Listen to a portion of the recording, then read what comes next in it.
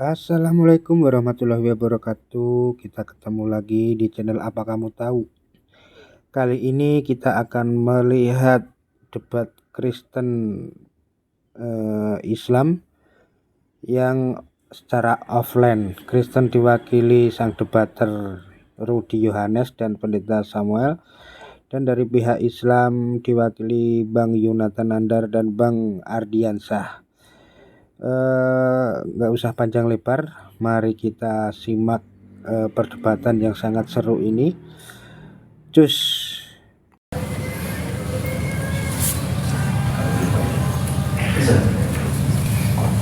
Tes. Oke, selamat siang semuanya. Sekali lagi saya ucapkan terima kasih. Kalau pemaparan dari kami itu tidak banyak, karena judulnya kitab manakah yang pantas dianggap kitab suci.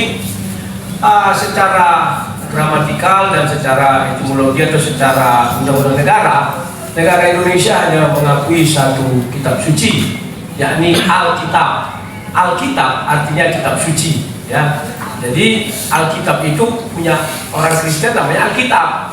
Kalau yang lain kan ada Alkitab namanya, misalnya secara kosakata maksud saya ya, bukan secara apanya. Nah, jadi kalau ditanya apakah kalian punya kitab suci, akan bilang iya, karena namanya Alkitab. Al suci atau Tuhan, kitab adalah buku suci. Nah, kan gitu ya. Secara sederhananya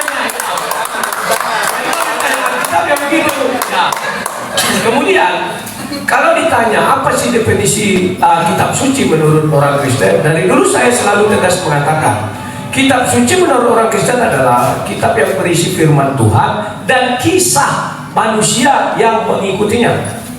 Itu dari dulu saya tegaskan itu ya. Dan ditulis oleh manusia. Nah, jadi makanya di kitab suci kami yang kita lihat itu hanya kitab Musa lah yang tidak ada nama Musa. Yang lainnya itu ditulis oleh penulisnya. Contoh kitab Daniel, kitab Esra, kitab Habakuk, macam ya, Obadya, Matius, Markus, Lukas. Dan surat-surat Paulus hanya ada 2 itu ya. Kitab Musa ada yang 5 itu ya. Jadi berbicara tentang kitab suci ini, firman dan kisah manusia itu harus bergarisbawahi. Karena kalau tidak ada manusia, pasti kitab suci itu tidak ada. Kenapa kitab suci itu ada? Karena ada manusia yang sudah jatuh ke dalam dosa. Ya, karena dia berdosa, maka Tuhan butuh menuntun manusia ini agar terbebas dari dosa. Andai kata itu tidak ada, ya, saya percaya kitab suci tak akan ada. Orang kita tak ada manusia, saya pun tidak bisa berpikir. Kita semua di sini pun tak pernah ada, begitu. Misalnya yang ada hanya malaikat. Karena di dalam Alkitab dijelaskan Kejadian 3 ayat 22 itu sudah ada kerub. Kerub itu adalah malaikat. Makanya saya katakan, andai kata manusia ini tidak ada, maka dan tidak jatuh ke dalam dosa, maka Alkitab itu tidak ada. Ya, Bible kami itu tidak ada. Kemudian mungkin ada orang bertanya dan sering mengatakan, kitab suci kalian sudah diubah-ubah, misalnya begitu ya. Banyak ini kekeliruan menurut saya. Perubahan di dalam kitab suci kami itu memang kebanyakan terdapat di dalam terjemahan bahasa Indonesia ya. Kalau yang bahasa aslinya saya sebenarnya kurang paham lah ya. Tapi yang paling utama itu di terjemahan. Nah, namun kami pun tidak berkecil hati, karena kan sudah saya definisikan kitab suci, definisinya adalah firman Tuhan dan kisah manusia yang mengikutinya, dan dituliskan oleh manusia. Namanya dituliskan manusia. Sudah barang tentu manusia bisa memegangnya juga, menyentuhnya juga, dan melakukan apapun terhadap dia. Ya. Jadi itulah yang kalau bisa kami gambarkan pada kitab suci. Kemudian saya tambahin definisinya lagi, dan kitab yang bisa menjelaskan dirinya sendiri. Jadi kelebihan kami orang Kristen ini, kami nanti kalau di sana tidak perlu kami buku menurut profesor ini, menurut pastor ini, menurut kus ini, menurut pendeta ini, nggak perlu. Karena nyanyi. Karena bagi kami bahwa kitab suci itu atau kitab yang dari Tuhan itu harus mampu menjawab dirinya sendiri, harus mampu menjawab.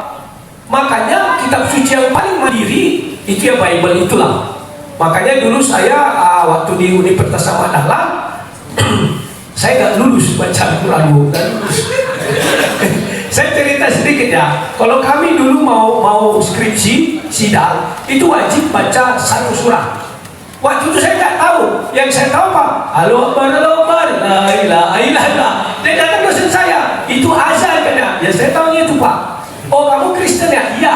Akhirnya saya diluluskan. Jadi saya gini-gini jelek-jelek gini lulusan Universitas Ahmad Dahlan Muhammadiyah Yogyakarta ya.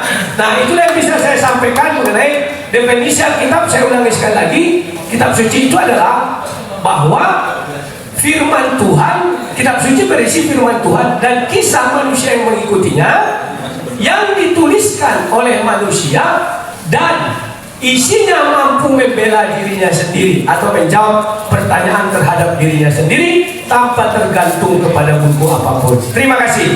Oke, tepuk tangan yang meriah untuk sang debater. Selanjutnya Pendeta Samuel, silakan. Baik.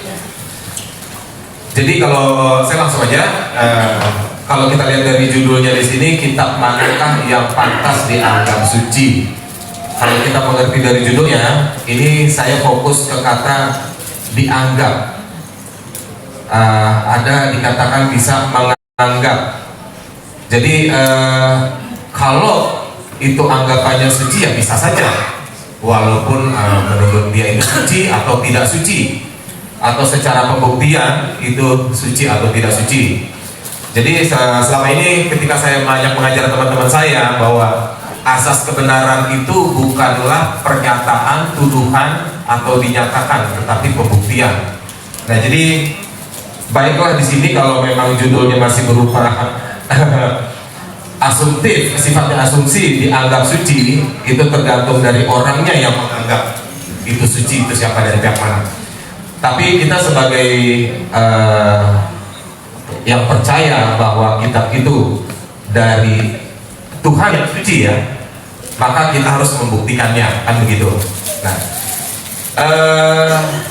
setelah saya menyelidiki teman-teman, dalam teks asli Ibrani yang diterjemahkan ke dalam dan Yunani yang diterjemahkan dalam LAITB 1 saja yang saya pelajari, kata suci itu sebenarnya tidak ada di dalam Alkitab kita. Ya, jadi itu terjemahan yang dilakukan dengan kaidah tafsir. Tapi secara etimologis tidak ada kata kitab suci. Kata kitab itu sendiri dari bahasa Ibrani ketif yang artinya adalah tulisan. Kalau buku, kitab yang dalam pengertian kita, kitab itu buku, itu dalam bahasa Ibrani sefer. Ya, nadanya gitu ya, sefer. Jadi ini sebenarnya penggiringan opini atau yang selama ini sudah menjadi stereotip dari apa yang kita baca bahwa ini kitab suci, sebenarnya tidak begitu. Ya, jadi setelah saya pelajari secara teks asli, tidak dikatakan kitab suci. Jadi itu skriptura dalam bahasa Yunaninya, dalam bahasa Ibraninya adalah sefer tadi. Nah, kalau dikatakan suci, sekarang kita klasifikasikan dulu suci ini apa? Apakah bahannya suci? Apakah bahan kertasnya dari sorga atau tidak ada kutu kasur misalnya? Atau ini berasal dari Tuhan yang suci? Atau ini tidak dirubah atau masih murni? Nah, itu kita klasifikasikan dulu. Tapi karena saya melihat di sini lawan debat saya dari Ardiansa dan Nandar yang sering saya simak juga konten mereka di TikTok dan di YouTube, sepertinya akan mengarah kepada pembuktian kepada teks-teks yang masih orisinil atau tidak, begitu ya bro ya. Begitu ya, dugaannya dulu. Jadi kalau mengarah kepada teks-teks yang masih murni atau tidak, di dalam perjanjian lama dikatakan dengan pena palsu penulis oleh para ahli kitab mereka melakukannya. Tetapi itu di Yeremia, kalau tidak saya ingat, saya buka nanti, itu di Yeremia, dan itu dikatakan jauh daripada penulisan kitab tanahnya Musa ya. Kitab bukan tanah, kitab 5 kitab Taurat Musa, itu sangat jauh dari zaman Yeremia.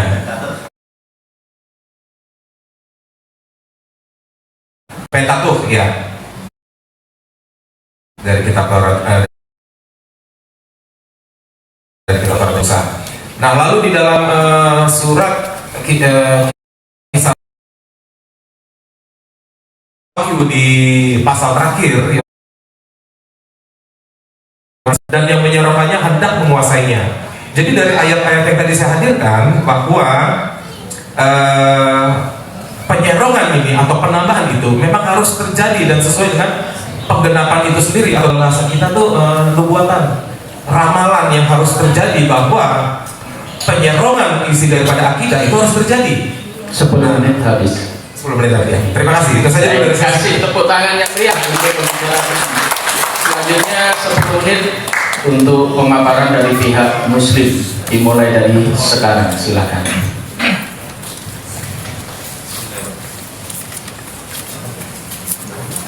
Cek. Oke. Baik.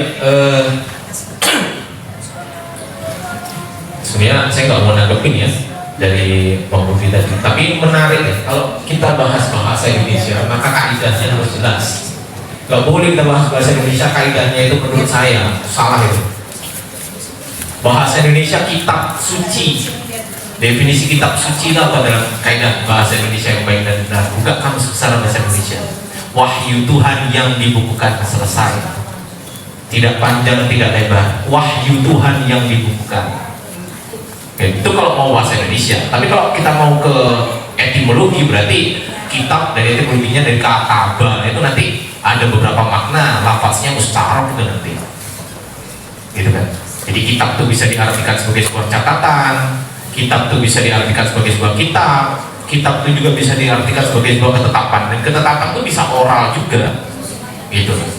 Sama halnya ketika Allah Subhanahu wa taala memberikan kitab kepada Nabi Musa, apakah gedebuk langit dari tulisan? Itu kan enggak juga gitu.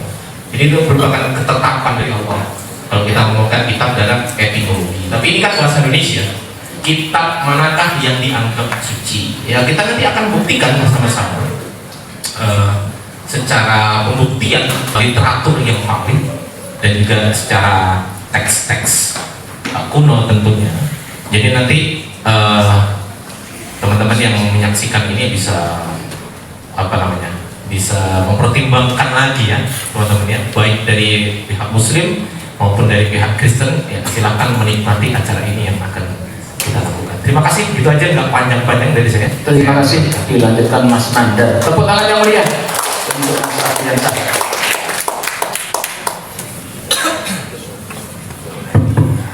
Assalamualaikum warahmatullahi wabarakatuh. Tadi mohon maaf ini juga saya sedikit komentari. Lairudi mengatakan bahwa Alkitab itu artinya adalah kitab suci. Sementara Siahan tadi sendiri sudah meralat ya. Yang namanya Alkitab itu kalau di dalam bahasa Ibrani sofer, kalau banyak soferin ya begitu. Jadi yang dimaksud kitab suci di sini adalah kitab, kalau kita lihat di dalam KBBI, Kamus Besar Bahasa Indonesia, kitab suci itu adalah murni yang berasal dari Tuhan. Saya berdebat di dunia media sosial ini dari tahun 2009. Bahkan kita sudah bertemu 2009 di Facebook ya. Dan saya berusaha untuk mengeksplorasi Al-Quran maupun Bible. Ternyata setelah saya eksplorasi, setelah saya dalami, yang kitab suci itu hanya Al-Quran ya. Karena Al-Quran ini adalah satu-satunya kitab yang terjaga sebagaimana firman Allah di dalam Quran surat Al-Hijr ayat ke-9, inna a'udzubillahi minasyaitonirrajim, inna nahnu nazzalna dzikra wa inna lahu lahafizun. Allah lah yang menurunkan Quran dan Allah pula yang menjaganya. Allah menjaga Al-Quran bukan menjadi manusia, bukan saudara, tetapi Allah menjaga Quran dengan apa? Dengan berjibunnya jutaan orang yang hafal Quran ya. Saya berusaha untuk menghafalkan Bible, saya gak hafal ya. Paling kalau bahasa Yunani NRK Holocaust KN Holocaust Proston Teon, cuma itu aja ya kan. Kalau bahasa Ibraninya paling mungkin Kidung Agung.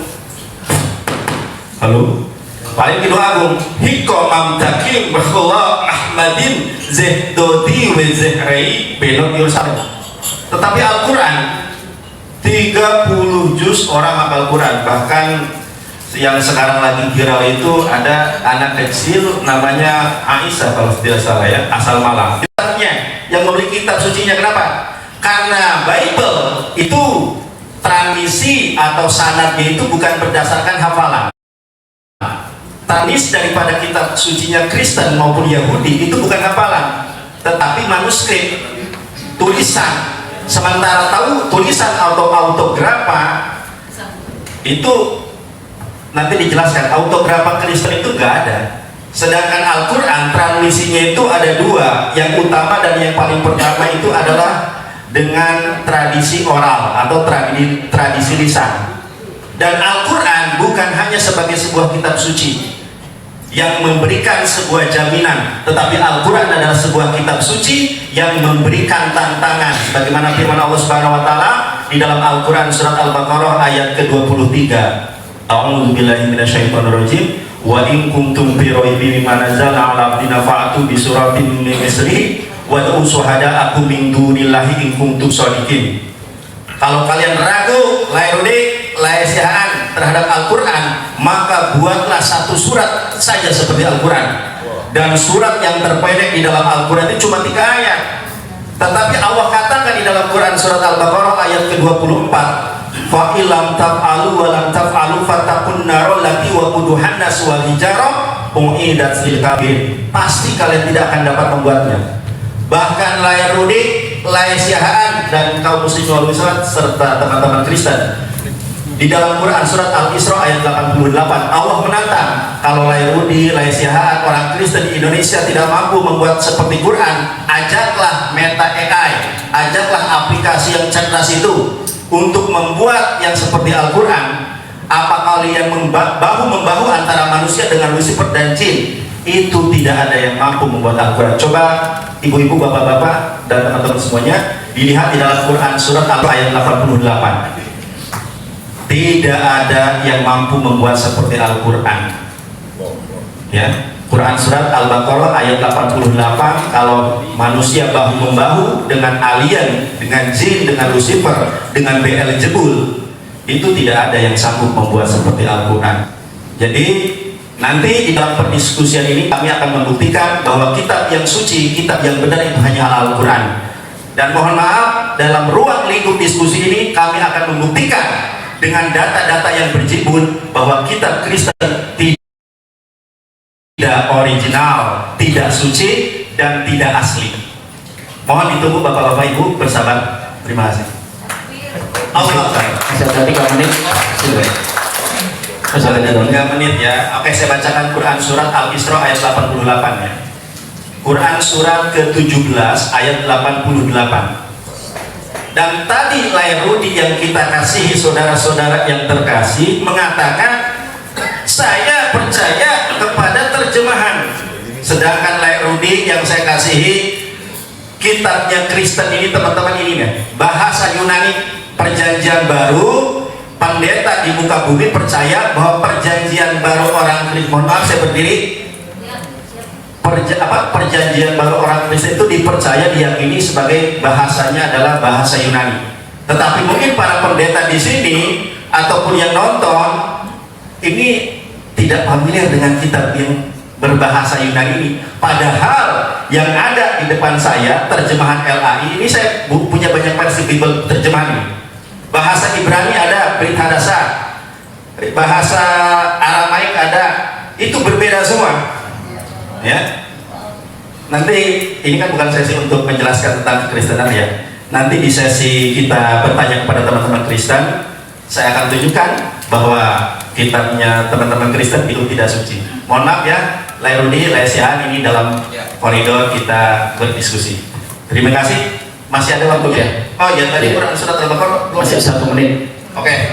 Surat Al-Isra ayat ke-88. Quran surat Al-Isra ayat 88. Kalau teman-teman atau bapak ibu punya aplikasi di HP nya bisa dilihat ya. Al-Isra 88.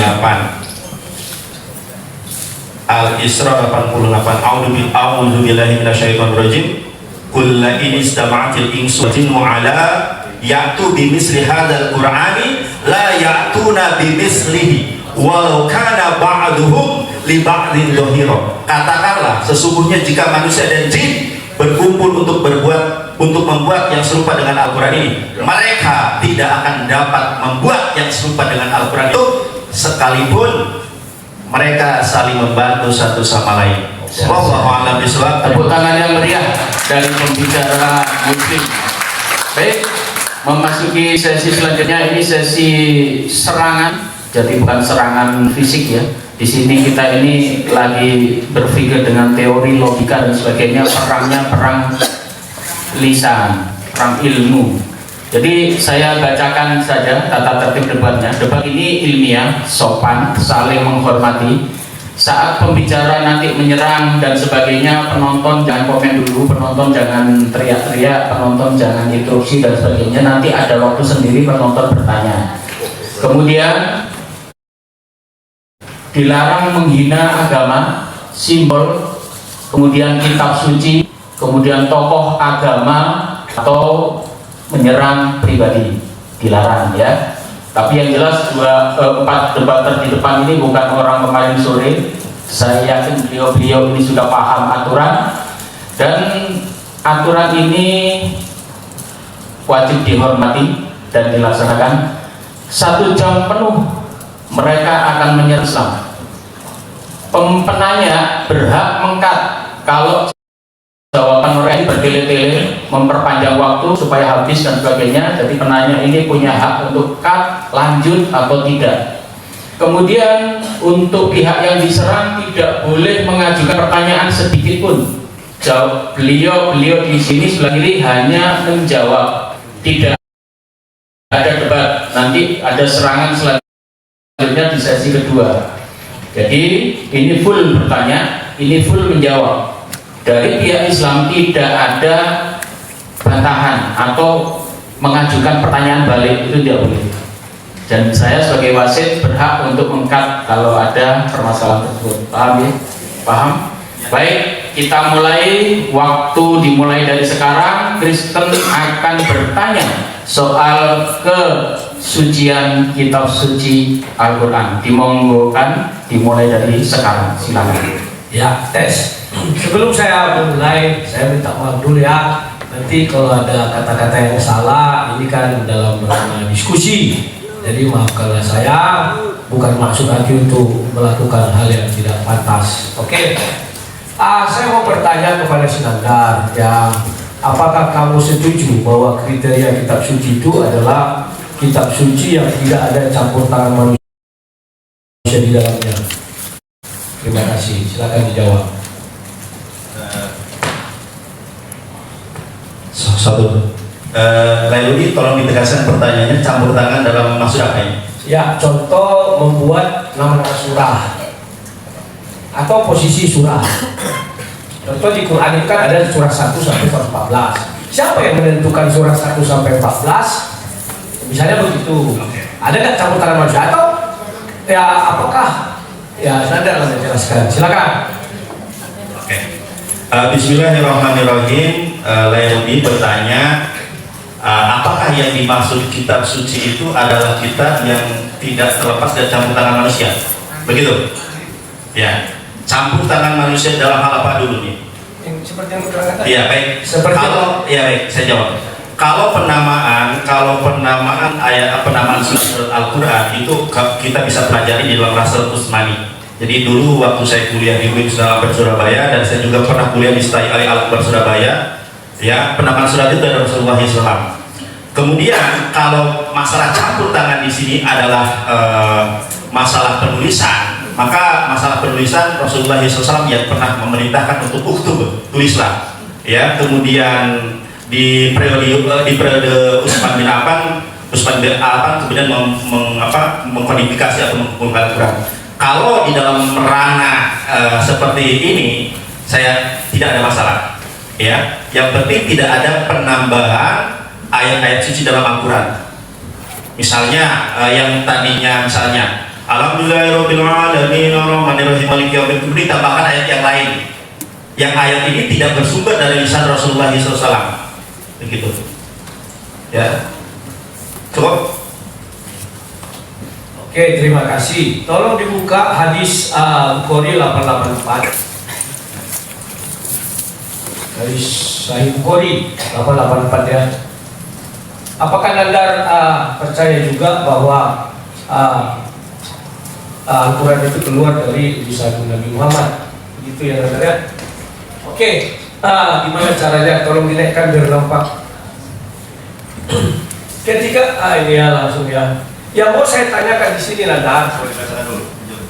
Ketika kami sedang salat bersama Nabi SAW, tiba-tiba ada rombongan dagang yang membawa makanan. Orang-orang pun melirik dan berhamburan pergi mendatangi rombongan tersebut hingga tidak ada orang yang tersisa bersama Nabi SAW kecuali hanya 12 orang. Maka turunlah ayat ini, dan apabila mereka melihat perdagangan atau permainan, maka mereka bubar untuk menuju kepadanya, dan mereka meninggalkan kamu ketika kamu sedang berdiri menyampaikan khutbah.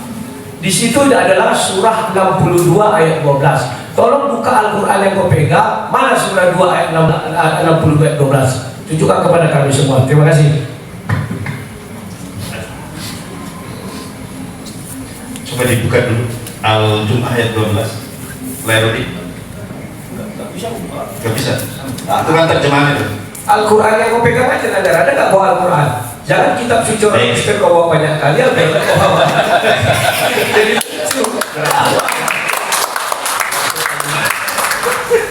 Quran surat Al-Jum'ah. Ya, coba.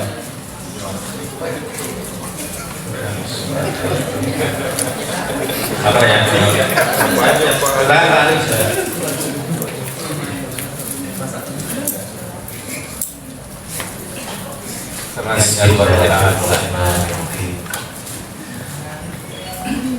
Tapi sebetulnya kalau nanya Quran harus tanggung jawab juga dong. Masa tanya Quran nggak dibaca Quran? Aktori incumbit probatiu, siapa yang mendalilkan maka dialah yang wajib membuktikan.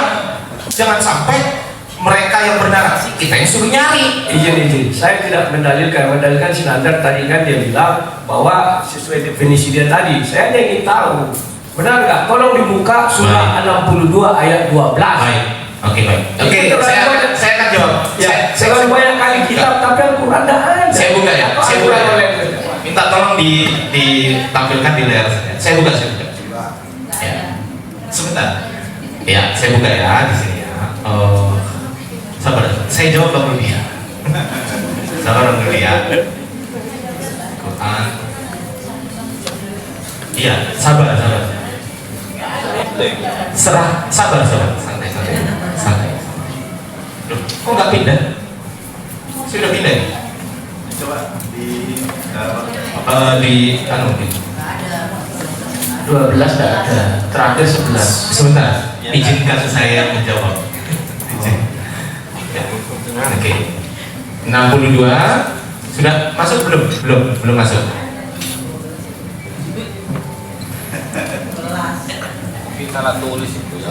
Belum masuk.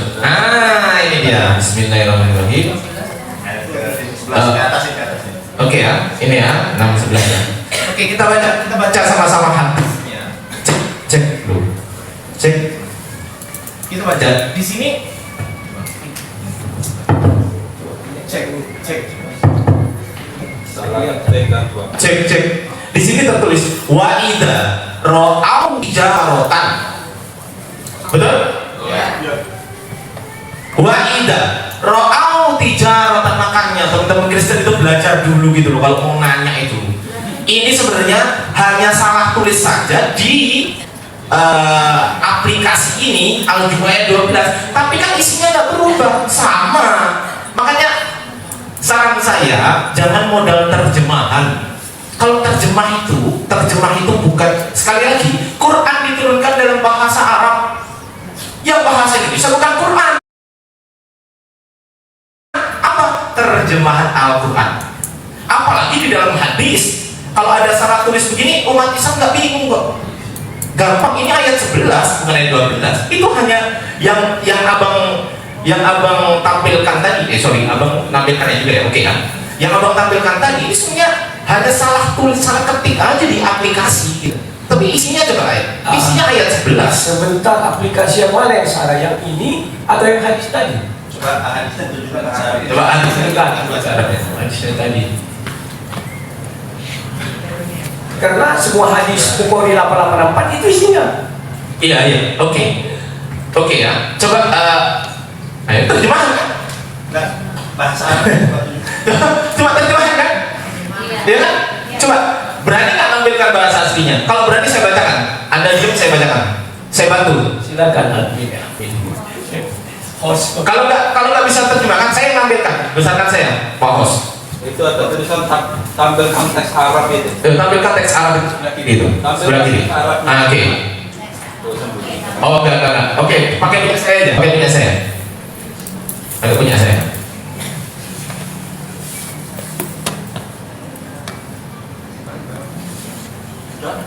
Belum.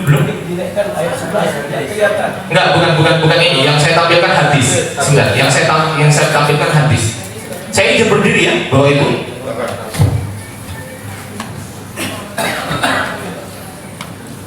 Oke, cek. Belum masuk.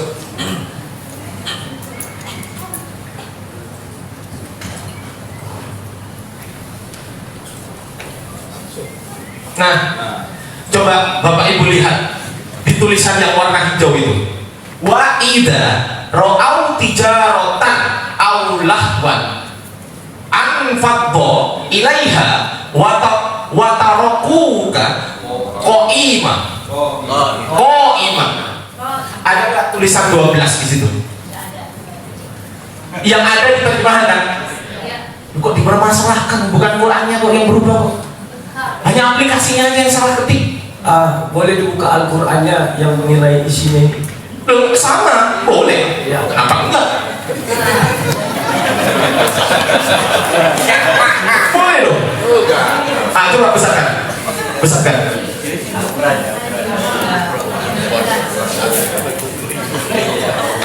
Ini saya blok nih. Saya udah blokin. Silakan besarkan.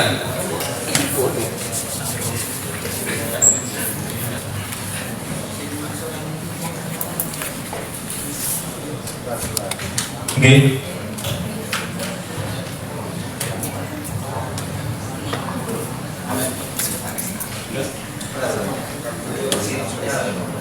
Nyala, cuma di sini belum tampil.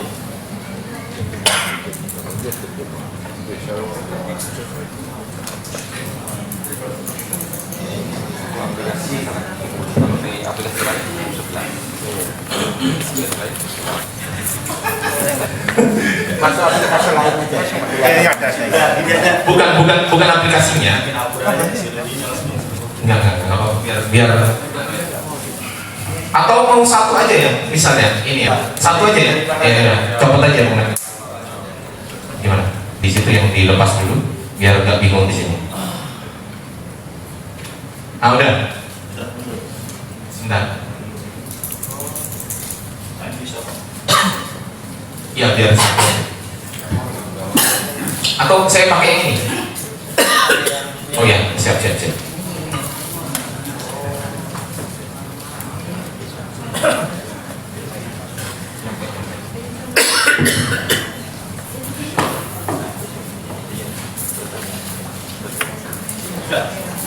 Siap, sudah.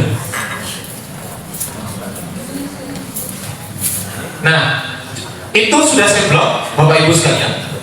Wa ida, sama nggak, Bang Rudi? Wa ida tadi, pasti nggak ngerti kan? Ro'au tijaratan, aulahwan, infaddu ilaiha, watarokuka qaimah. Sama nggak? Saran saya, lain kali kalau bikin pertanyaan itu yang agak membuat kita mikir gitu loh. Jangan yang seperti ini gitu loh, Bang Rudi ya. Yang agak mikir gitu loh. Tes, bisa disandingkan nggak Arab yang di sini dengan Arab Iya. yang Oke. Bisa. Saya bantu. Pertanyaan kedua, apa-apa. Tunggu. Bisa. Saya sandingkan. Anggaplah hadis tadi salah tulis di dalamnya. Sebentar. Saya sandingkan dulu, Bang. Jangan. Sebentar. Enggak, ini kita di sini betul-betul membantu Lerudi. Jangan sampai membantunya separuh-separuh. Dan kalau bisa nanti itu dia usulkan hadisnya itu salah di muka guru case 60. Iya. Salah. Iya, salah. Aja. Iya. Mana ya? Ini. Usul sedikit. Siap. Jadi dua-duanya di copy ke Microsoft Word atau di PowerPoint. Ini udah. Biar nanti hurufnya sama. Ini udah. Wa ida. Ro'au tijarotan.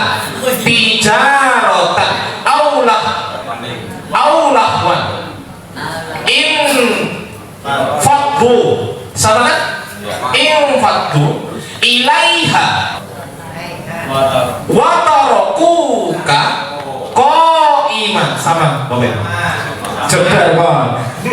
Masya Allah. Allahu Akbar. Takbir dulu. Allahu Akbar. Terjawab ya? Moderator terjawab? Oke, terima kasih. Saya kembalikan kepada moderator. Berarti boleh dikatakan saya tersesat oleh kata hadis tadi dia. Bukan tersesat. Itu hanya tulis 11 22. Nah, tapi kan itu fatal itu. Saya jadi tersesat. Oke, sekarang pertanyaan kedua. Siapa yang menyusun surah-surah itu dari 1 sampai 14? Apakah Nabi keseluruhan atau ada campur tangan yang bukan Nabi? Silakan.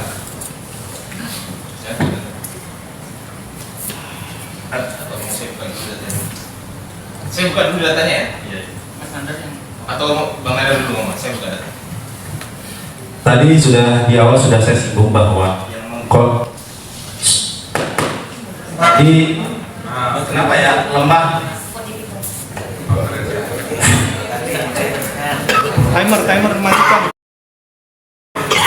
timer matikan. satu.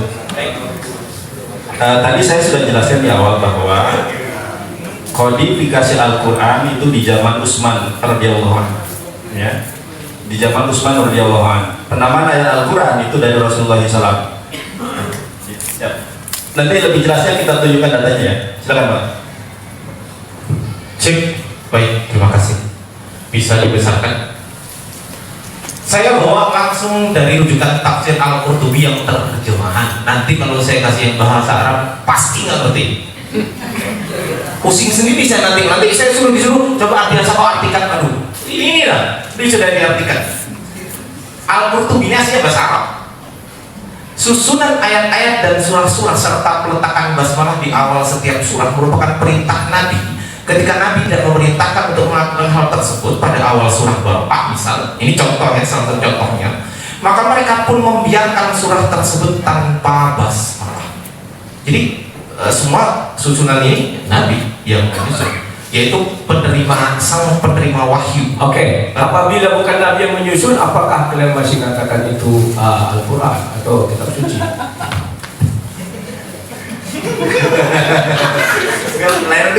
Tadi kan sudah jelaskan susunan ayat Al-Quran dan surah-surah daripada ayat Al-Quran itu Nabi yang memerintahkan. Buka hadis Ibnu Hisam 30-40. Kita sepakat dulu arti menyusun itu.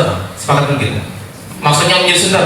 Apakah yang punya inisiasi menyusun? Atau misalnya Bang Nandar ini punya inisiasi menyusun. Ya. Saya menyusun. Bagaimana yang kalian rasa itu firman Tuhan? Hadisnya dulu dibuka dulu. Jangan buka dulu. Jangan dibuka.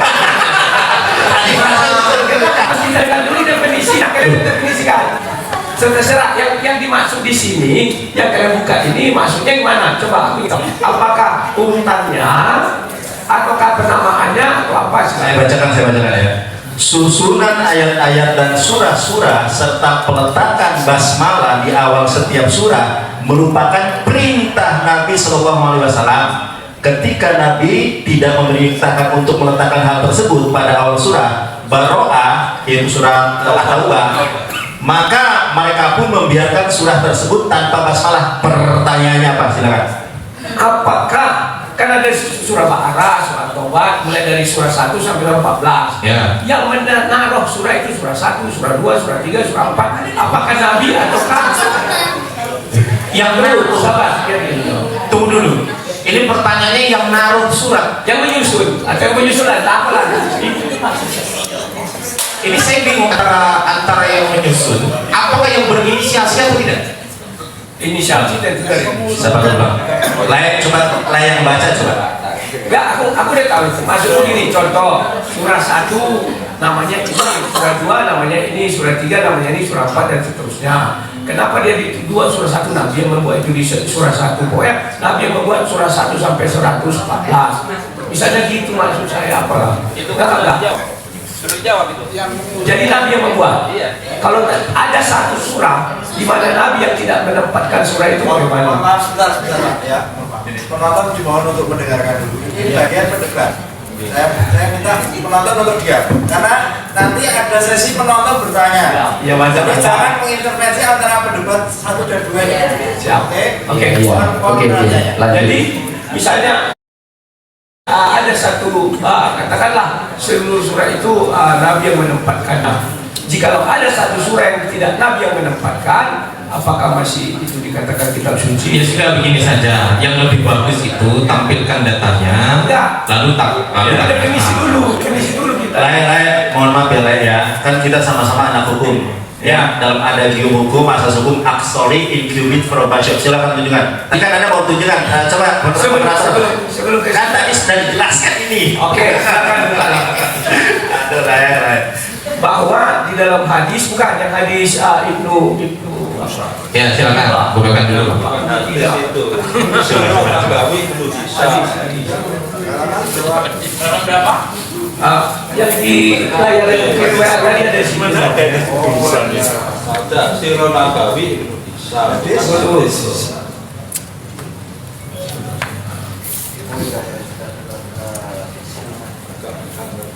Jadi kita yang repot ya. Gak apa-apa, 1 jam dibikin repot, gak apa-apa. Sabar. Giliran saya nanti tunggu ya. Hadis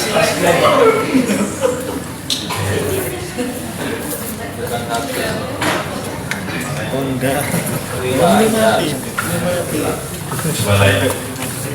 Kita sabar menunggu.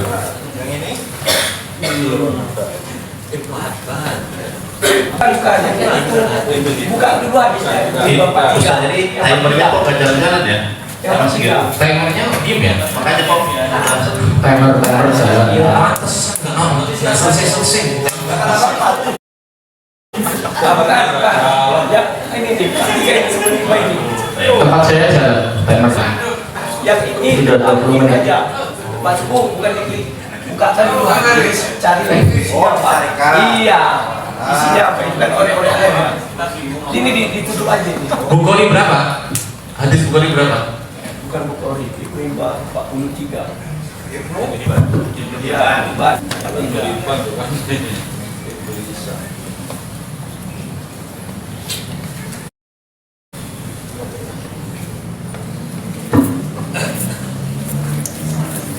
hadis tazkiyah juga.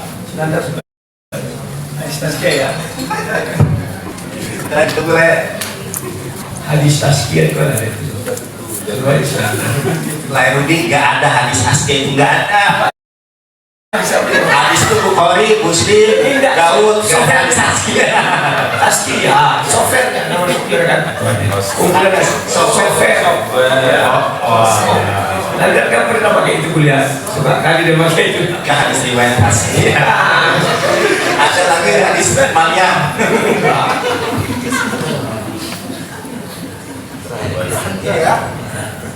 Coba. Ya. Jadi di sini jelaskan yang menempatkan itu mana dia? Setelah Rasulullah wafat, yang menempatkan surah Baqarah ini ya Dibaca dulu kan. baca. Aku kan udah tahu bahasa Arab nanti salah. Iya maksudku kan ini ada Latinnya Arab. Iya. Masuk. Oke. Kalau salah mohon maaf ya. Abu Khalifah mengabarkan kepada kami Utsman bin Hitsam al-Musim menceritakan kepada kami Auf bin Abu Jabilah menceritakan kepada kami dari Yazid al-Farizi. Dia berkata, Ibnu Abbas berkata, aku berkata kepada Utsman bin Affan, apa yang mendorong untuk menyambungkan antara surah Al-Anfal dan Baroah atau Baroah termasuk Al-Mu'min dan Al-Anfal termasuk Al-Mursalin, tapi kalian menyambungkan antara keduanya. Maka Utsman berkata, dulu apabila turun satu ayat dari Al-Quran, Nabi Sallallahu Alaihi Wasallam memanggil sebagian orang yang menulisnya dan berkata kepadanya, letakkanlah di dalam surah yang di dalamnya tersebut demikian. Al-Anfal diturunkan di Madinah, Baroah itu juga di Madinah, dan termasuk surah Al-Quran yang paling akhir. Rasulullah SAW meninggal sebelum mengabarkan kepada kami di mana kami harus meletakkan, dan aku mendapati kisahnya menyerupai kisah Al-Anfal, maka aku menyambungkan keduanya dan kami tidak menulis di antara keduanya kalimat dengan nama Allah yang Maha Pengasih Maha Penyayang. Oleh karena itu aku meletakkannya dalam As-Sabat Tiwal, 7 surah yang panjang. Ini dia nanda. Jadi aku menaruh itu adalah zamannya. Ini nomor berapa ini? 43 tadi ya. Sorry, tadi 43. Ya, coba buka lagi. 44. Nah, 43 tadi maksudku. Iya, mana dia tadi? Ini. Jadi setelah Nabi meninggal, siapa namanya tadi? Utsman bin Affan yang menaruh surah itu di antara kedua itu, menyusunnya. Jadi itu satu-satunya surah yang belum tertaruh posisinya. Pertanyaannya, Lu tadi kan sudah bertanya apakah semua yang menaruh itu adalah Nabi? Kalian bilang iya. Ternyata satu surat bukan Nabi yang menaruh, karena Nabi sudah meninggal. Baru si ini Utsman bin Affan. Paham ya? Oke, sudah. Tanya lagi. enggak, aku paham dengan maksud Lairun itu begini ya. Jadi kan rata-rata surat Al-Quran itu diawali dengan basmalah. Ya, sabar dulu lah ya. Setelah kita baca yang tadi itu, surat Al-Quran itu kan biasanya diawali dengan basmalah atau Bismillahirrahmanirrahim. Sedangkan ada salah satu surat di dalam Al-Quran, yaitu surat At-Taubah. Surat At-Taubah atau surat Al-Baroah. Memang gimana nunjukinnya? Rudi, saya nggak bawa Quran. Apa? Mau saya bukakan di sini? Oke. Enggak, kita tunjuk aja. Oh ya. Sorry ya, saya bikin. Saya tidak bertanya tentang basmalahnya Anda. Iya kan Penaruh surat. Iya, penyambungan nilai. Ini namanya surat Taubah. Ayat satunya kan langsung ke ayat yang ini, Baro'atun. Ya, sabar dulu. Ya kan nyambung tadi. Nah, sebelum surat Al-Baro'ah ya atau At-Taubah itu surat Al-Anfal. Memang ketika tanpa ada bismillah itu kan seolah-olah langsung, padahal tidak. At-Taubah itu memang tidak ada basmalahnya. Iya. Paham? Tapi aku bertanya bukan itu. Apa pertanyaannya? Makanya saya tegaskan, apa pertanyaannya? Kan pernah pendapatan surah itu waktu Nabi meninggal belum sempat ditaruh. Apakah surah 1, 2, 3, 4 belum sempat, baru oleh Utsman bin Affan ditaruhlah di antara surah berapa, 6 dengan 8 saja jadi surah 7 lagi. Itu maksud saya. Oke. Ya. Boleh? Silakan. Oke, baik. Yang pertama begini. Semoga teman-teman Kristen ngerti soal Quran ya. Quran itu diriwayatkan secara mutawatir itu nomor 1 dulu tuh. Mutawatir dulu tuh. Nah, tadi yang disampaikan itu tadi informasi mutawatir. Informasinya mutawatir kan?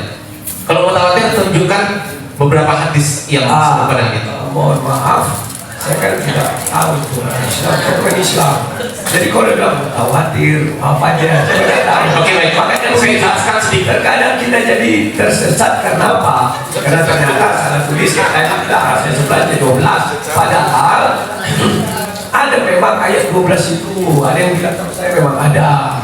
Tetapi memang oleh kan itu kan punyanya apa itu ada yang 11, ada yang 12, tapi ya sudahlah.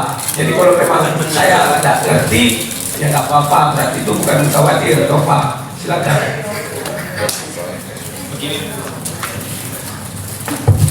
Cek, oke, baik.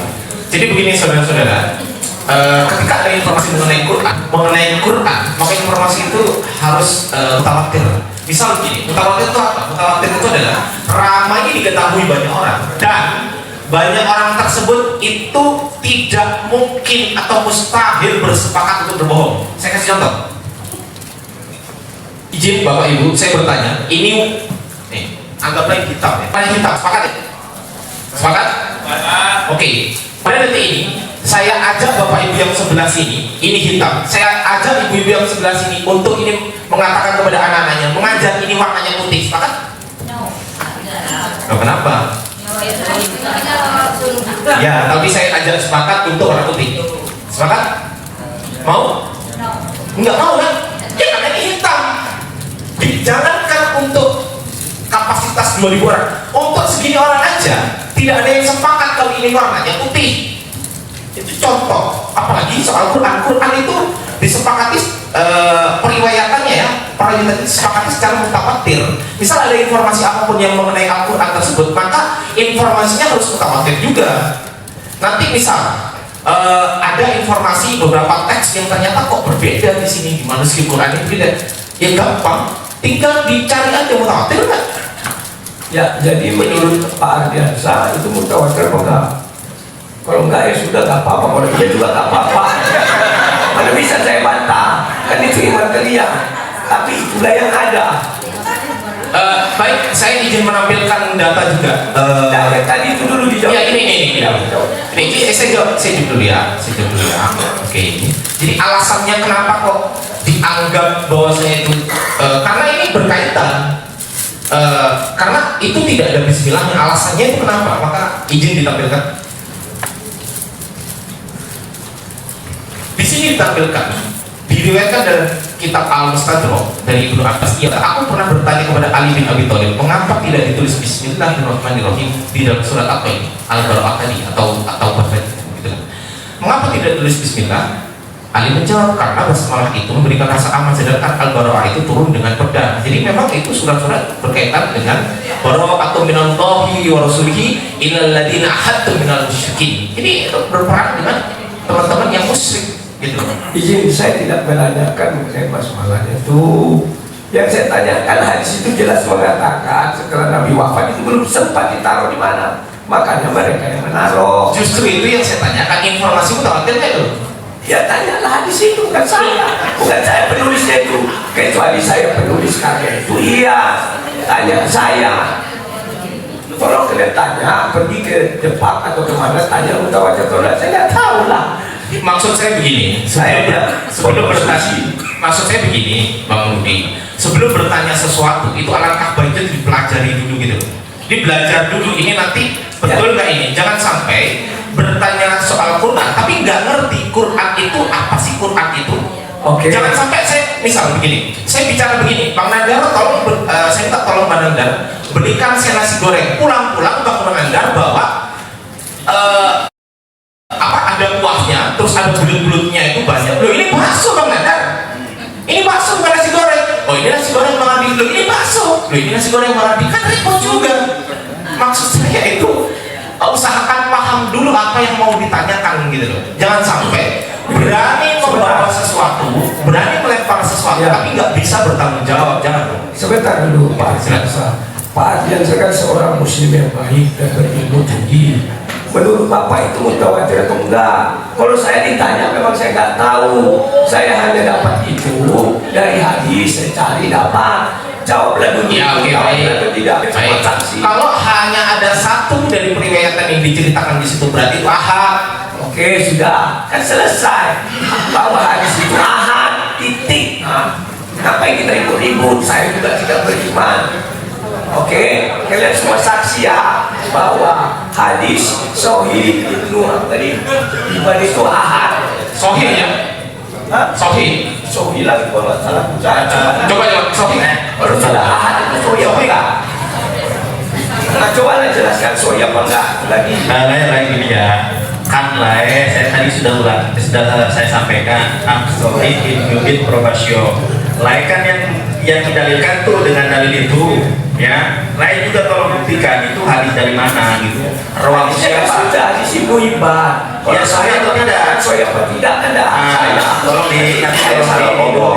ya. Nggak mungkin. Oke, kita anggap lewat itu ya. Oke, siap. Oke. Sekarang tahu nggak kalian arti Al-Quran apa? Coba jelaskan. Bacaan. Cek bacaan. Apakah kamu sekarang memegang kitab Al-Quran atau Al-Quran? Gimana? Kamu punya kitab Al-Quran, yang kau pegang itu Al-Quran atau kitab Al-Quran? Oke, baik. Kitab. Yang dimaksud kitab ini mau definisi bahasa Indonesia atau bahasa Arab? Terserah. Loh, nggak bisa. Ya kau imanilah. Kan itu kalau kita terkadang, kalau kita definisikan berdasarkan bahasa Indonesia tidak sesuai kita mainan. Contoh, saya sudah baca Al-Quran, dikatakan bahwa Al-Quran itu diturunkan ke dalam hati sanubari Nabi Muhammad, bukan ke dalam buku. Ngerti maksud saya? Ya, Jadi makanya apakah yang kau pegang itu Al-Quran yang di dalam hati Nabi Muhammad atau kitab yang ditulis oleh para sahabat? Coba. saya pikir gimana gitu kan pertanyaannya kan sampai wah ini gimana dari jawabnya. Saya pikir begitu. Begini, Bang Rudi, Bismillahirrahmanirrahim. Izin menjelaskan Bapak Ibu. Quran itu adalah sebuah firman Allah Subhanahu wa taala yang diturunkan kepada Nabi Muhammad SAW. Yang pertama dulu. Oke? Sampai sini oke ya?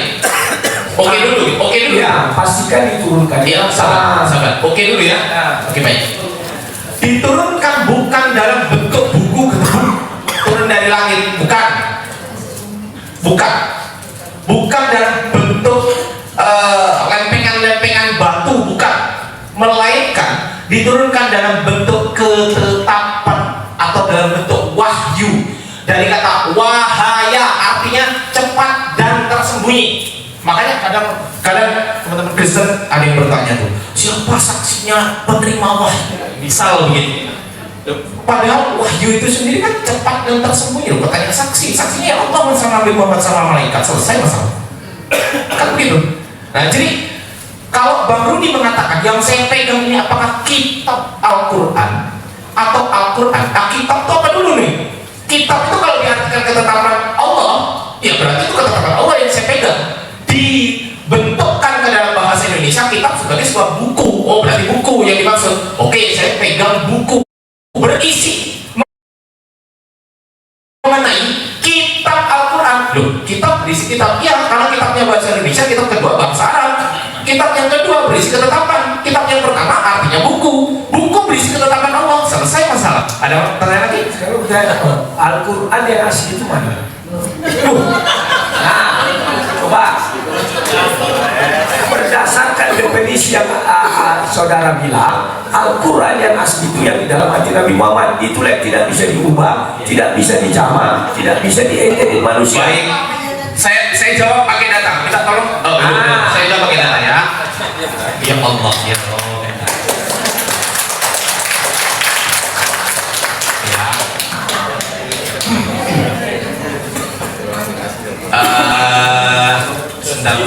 Ini gini aja tak?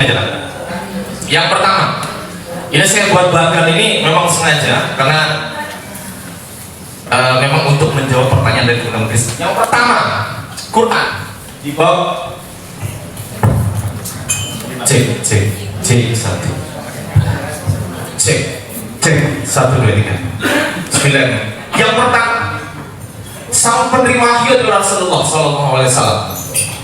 Kemudian setelah Rasulullah mendapatkan firman Allah, maka dihafal. Apakah Rasulullah menulis? Enggak, dihafal. Oke, yang pertama itu dihafal. Kemudian apa yang dilakukan oleh Rasulullah? Mendiktekan kepada siapa? Kepada para sahabatnya. Mendiktekan. Apa yang terjadi Jadi setelah didiktekan oleh Rasulullah dan kepada para sahabat, dicatat hadisnya di mana? Sahih Bukhari nomor 3526. Cek sendiri kalau nggak percaya. Kalau saya salah silahkan dikoreksi. Aku salah. 3526.